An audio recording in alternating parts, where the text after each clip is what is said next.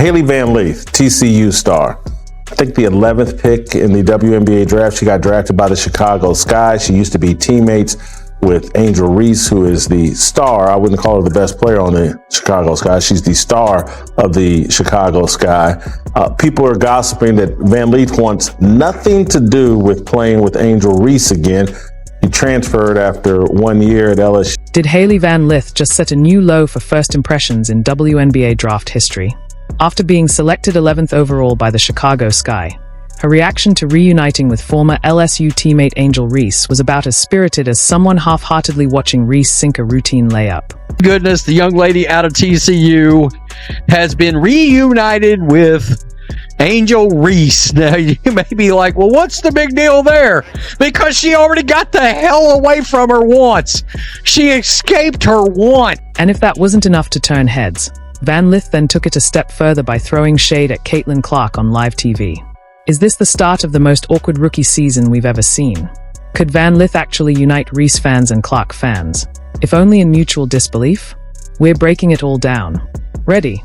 Let's dive in. The 11th pick in the 2025 WNBA draft, the Chicago Sky select Hailey Van Lith, Texas Christian University. The 2025 WNBA draft was meant to be a night of celebration and fresh starts for every player selected. But when Hailey Van Lith's name was announced at number 11 by the Chicago Sky, the cameras caught something no one saw coming. Instead of the usual excitement, happy tears, or beaming smiles that lit up the faces of other draftees, Van Lith's expression was pure disbelief, what many fans quickly labeled as horror. In just one moment, her look of apparent dread during an interview stole the spotlight and became the most talked about moment of the entire draft. All right, thank you so much. Thank you. Okay, the facial expression did look a little, I guess, uneasy. The contrast couldn't have been more dramatic. While other players embraced their families, pumped their fists, and beamed with pride, Hailey Van Lith looked like she was living out a nightmare in real time. In the split second after her name was called, her eyes widened, her smile cracked, and a wave of unmistakable dismay swept across her face. Even though she quickly tried to recover, the damage was already done. Viewers had seen her raw, unfiltered reaction before she could switch to a more polished front. Social media exploded almost instantly. One viral post featuring Van Lith's reaction, captioned Hailey Van Lith smiling through the pain of returning to toxic hell, racked up over 6 million views within hours. It struck a nerve with fans who immediately picked up on the subtext, because this wasn't just any draft selection. It was a forced reunion with Angel Reese, a former LSU teammate with whom Van Lith seemed to share a complicated and very public history. Good energy with Courtney Vandersloot. You can learn from her. You're paired back with Angel Reese. There's some good energy you can walk into in Chicago, right? Oh, I love that energy. We're ready. All right. Thank you so much. Thank you. The awkwardness only escalated during Van Lith's post-draft interview, when she was asked about reuniting with Angel Reese. With a tight-lipped smile, she offered a strained, "Oh, I love that energy," a comment that felt about as authentic as one of Reese's heavily edited workout videos. It didn't take long for critics to pounce. Social media lit up with sarcastic imitations of Van Lith's response, while skeptics openly questioned just how bad the situation behind the scenes might really be. I love that energy. She had a chance to drop. Great. Angel and I are familiar with each other from LSU. This is going to be awesome. Just easy, natural comments to make. It's my understanding that every one of those teammates at LSU hated playing with Angel Reese. What made the moment even more uncomfortable was the glaring contrast between the two players' reactions. While Van Lith looked like she was bracing for a disaster, Reese seemed genuinely thrilled. She quickly took to social media, posting, "We ain't do it right the first time, let's run it back." Depending on your perspective, Reese's message came across as either blissfully unaware of the tension or intentionally provocative. Her facial expressions, like you saw them coming in to the video, her facial expressions were like, the F just happened. The draft night disaster suddenly threw a harsh spotlight on what had, until then, been mostly whispers surrounding Van Lith's time at LSU. After transferring from Louisville to join the defending national champions in 2024, her game took a puzzling downturn. The once prolific guard, who had averaged nearly 20 points per game, saw her production nosedive to just 11.6 points while playing alongside Reese. Get this face. Look at this face. God bless her. I mean, the pain and anguish. That's not, I'm about to lose it and I'm happy to be drafted and all. No, let's not even go down that road. I think we all know. LSU head coach Kim Mulkey's previously cryptic comments now seem to carry a new weight. When asked about potential locker room issues during that season, Mulkey had ominously stated, "Always have to deal with locker room issues. That's just part of coaching. In 40 years, I can never think of a time where I didn't have to deal with issues. That's what coaches do.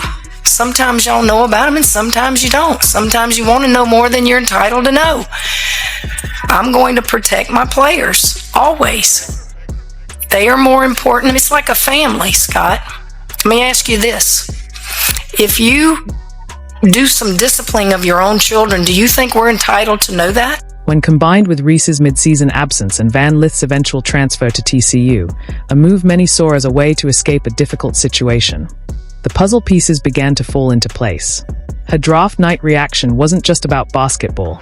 It was a deeper reflection of mental health and professional autonomy. As Jason Whitlock pointed out, Van Lith had been open about her struggles, even shedding tears on camera about how much better things were at TCU. Her transfer had been a deliberate attempt to revitalize her career and find a healthier environment, making the Chicago selection feel like a cruel cosmic joke, forcing her back into a situation she had worked hard to leave behind. Does not look like a girl that was excited to be selected where she was selected. And Jason, I think if I'm reading in between the lines, these two did not enjoy playing with each other the first time. So I don't know why either one of them would be excited to run it back. I think could there maybe, Jason, do I detect some potential jealousy maybe here between Angel Reese, who wants to be the central figure in every story that she's a part of, including the little feud, the beef between with her and Caitlin. For the Chicago Sky, the situation raises uncomfortable questions. Have they just drafted a player who already has significant chemistry issues with their apparent franchise player, Angel Reese? Will the tension between Van Lith and Reese undermine team cohesion before they've even set foot on the court together? The concerns surrounding team chemistry are no longer just fan speculation. They are visibly written all over Van Lith's face for the world to see. Hailey would be reluctant to re-engage with a narcissist who was on a WNBA team last year that instead of trying to win games and compete, you would see them at the end of games, hey, Angel needs to score 4 more points and it'll take her about 7 to 8 to 10 shots to get there. And so they would shut down everything they do and feed the ball to Angel Reese at the end of the game so she could keep her double-double streak alive. Those team chemistry concerns weren't just visible on draft night.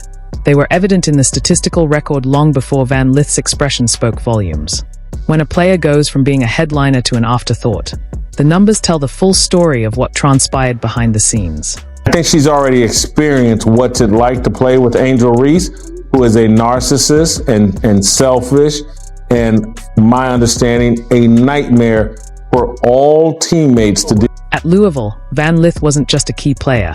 She was the centerpiece of a major program's offense. Her 19.7 points per game made her one of college basketball's premier scorers, the kind of player coaches build their entire game plans around. A volume shooter, she earned those opportunities through consistent production and strong leadership. But then came the transfer to LSU, and everything changed. The collapse in Van Lith's production wasn't just about adjusting to new teammates or a different system. Her scoring plummeted by over 40%, dropping to just 11.6 points per game. The kind of statistical freefall that raises serious questions about how she was utilized in the offense. It's over. HVL is feeling sick. I feel terrible for her, I do. The year before at Louisville, almost 20 a game. What does that tell you about her hell that she's got coming? She got away once. She can't escape. But the raw scoring numbers only tell part of the story. What's more revealing is how her opportunities evaporated. Game tape from LSU's season highlights a clear and concerning pattern. Van Lith was often stationed in the corner, essentially sidelined from the offensive sets. She spent much of her time waiting for passes that rarely came, while Angel Reese dominated possessions, shot attempts, and offensive rebounds.